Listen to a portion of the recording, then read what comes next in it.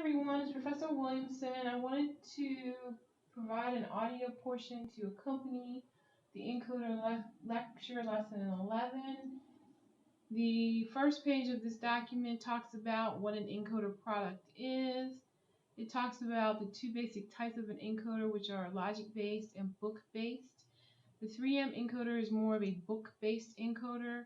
It does give you some prompts, but it doesn't make it seem like you have to choose anything in order to move forward.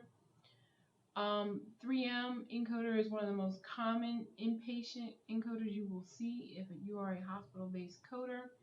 If you go to the 3M website, you'll get some basic information about their particular version of an encoder.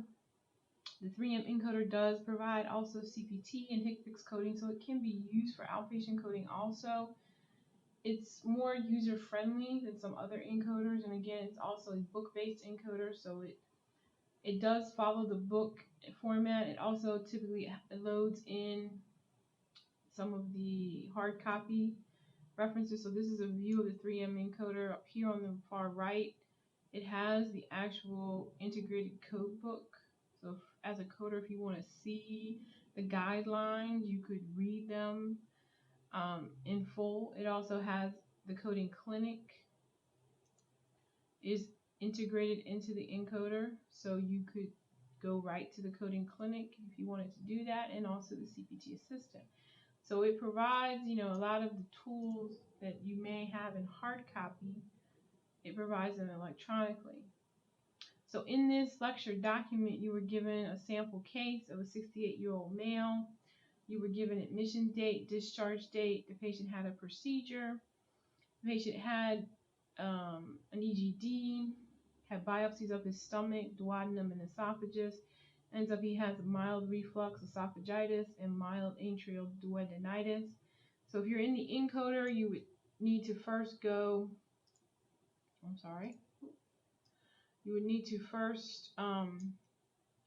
change your defaults. So it always defaults to female, and it always defaults to the date you're in it, the date you're accessing the encoder. So in this case, the patient's a male, so you're going to change it to male. You must enter the patient's age to move forward. The patient was 68 years of age. The admission date was 2/7. You can use the calendar feature. And he was discharged, I believe, on the 10th. Yes. You can also type the date in, so you could just type 2/10. You wouldn't have to use the calendar feature. The length of stay is going to automatically correct itself. You're going to leave everything on this side of the screen alone because this is set correctly. We're not going to change anything. If you were coding an outpatient, you would need to change something, but we're not changing anything. You're going to hit continue. The next screen it asks you for is disposition. Per the clinical information that we were given, for some reason it wants to not populate. There we go. The patient was discharged home. So we're going to choose 1, and this is important because your disposition can impact your MSDRG calculation. Then the first screen it asks you here is admission diagnosis. This is not the principal. This patient was admitted with a diagnosis of possible gastritis. That's what you're putting in. You're not putting possible because that doesn't impact coding in an inpatient setting. So we're just going to put in gastritis. We were not given any more information than that. We're going to choose unspecified. This is our code for our admission diagnosis, not our principal. Now we're going to enter our principal. It was documented as mild reflux esophagitis. We're going to type in, and if you make a mistake or you don't remember your medical terminology spelling, it will prompt you or tell you to review your spelling or your typing. Again, we have esophagitis. We weren't given any other information other than it was reflux, and that is here under option 6. Then it asks us if we have documented a hiatal hernia. There's no documentation of that. It would have to be in our documentation for us to choose yes. No other complications that we know of other than this patient also has duodeninitis, but that's not here. So we have to say no. You could then code the EGD. Personally, I would code all the diagnoses first and then code the EGD. So we have our code for esophagitis without the decimal point. We'll talk about that. We're going to hit continue, or you could hit add diagnosis because you also want to code the other condition, the duodeninitis. Per our clinical information, there was no noted bleeding. So we're going to hit other. We don't have any documentation of a hiatal hernia. Now we can code, because those are only two conditions, medical conditions, ICD-10 diagnoses. Now we can code the procedure. The patient did have an EGD. He had multiple biopsies. He had a biopsy for the clinical information of the stomach, the duodenum, and the esophagus. So we're going to click all of those. We don't have any information on the location, so we're going to just choose the esophagus. Then we're going to hit continue. We have no documentation that ultrasound was used. And this screen repeats in case there's other procedures, but for our purposes there were. That was the only procedure that was done. So we were given 3 ICD-10 PCS codes, and we're given our code for our duodeninitis. If we're satisfied with that, we can hit continue. Now we get a summary screen. Has our admission diagnosis, our principal, secondary, principal procedure, and our additional procedures. If you want to move something around, you can move something around. You just drag it, you just hit it rather, and then you can move it. If you want to delete something, if you feel a code is not correct, you didn't code it correctly, or you know that you had more information with duodeninitis with bleeding, for example, you could then do that. But if you're satisfied, then you hit compute. You're going to get a nosology edit in this case. You may not get them all the time. This is information you can just review. You don't have to pay attention to it or do anything if you don't agree with it.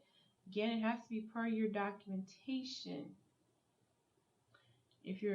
Once you read it, you just hit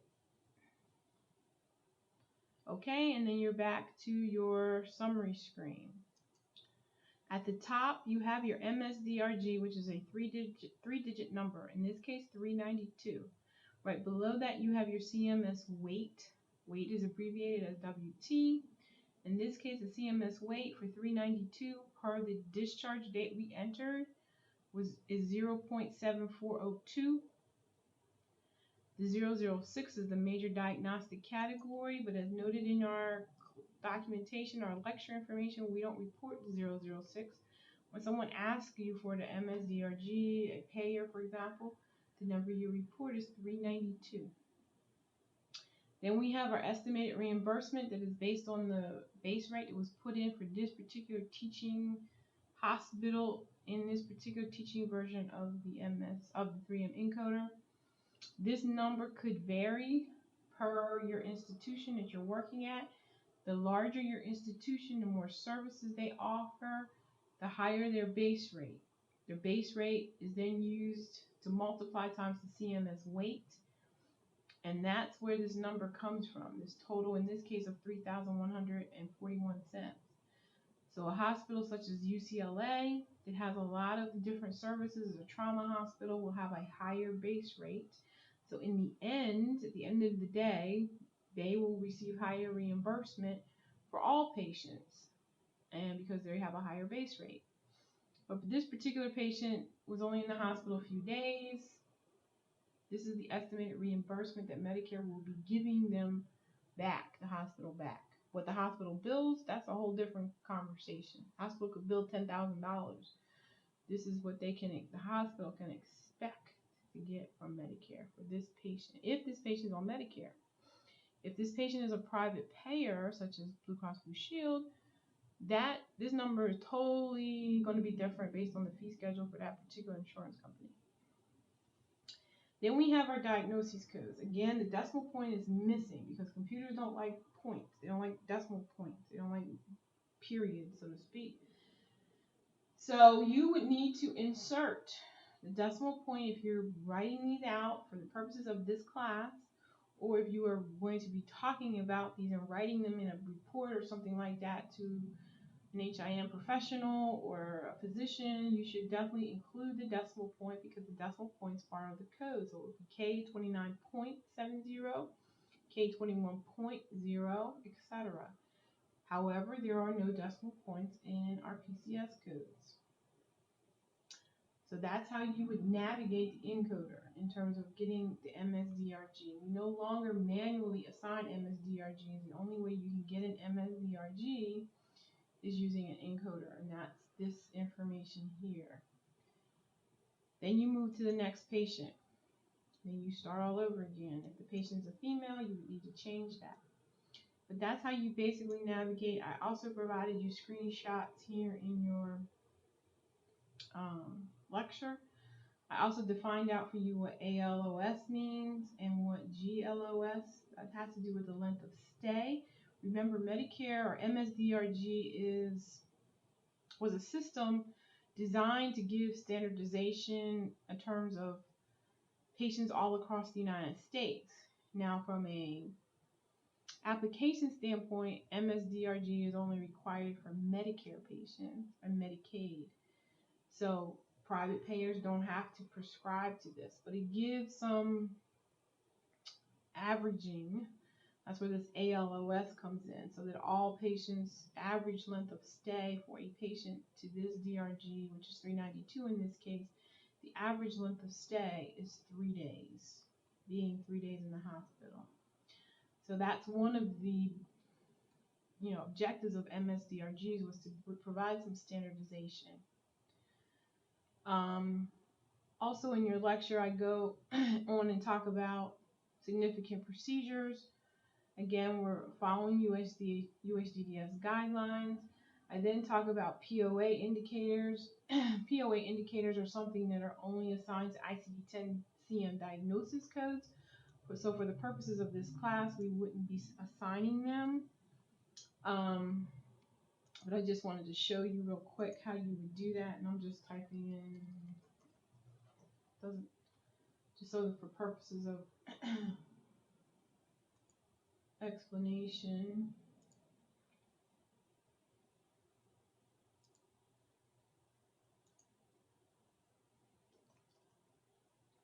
And again, that first screen is always going to be admission when you're in this particular product view.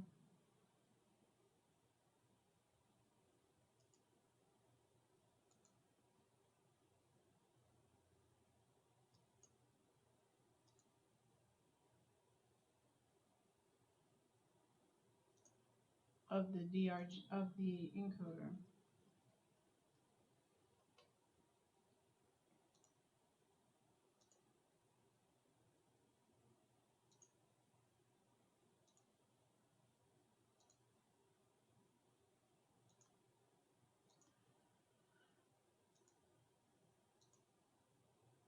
So once you have finished coding your diagnoses,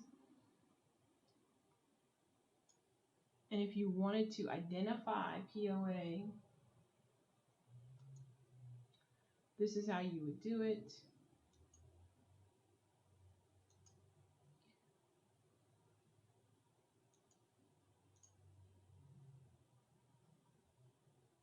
Within the DRG system, and you could also change things around. So I just wanted to show you that, but POA is something that's done for diagnosis codes only, and we won't be focusing on that so much, but I do want to show you that it can be something you can do within the encoder. So if you have any questions on how to navigate, please watch the navigation video, which is also short. Or of course you can ask me a question here in Canvas in the inbox feature or directly at my pipeline email.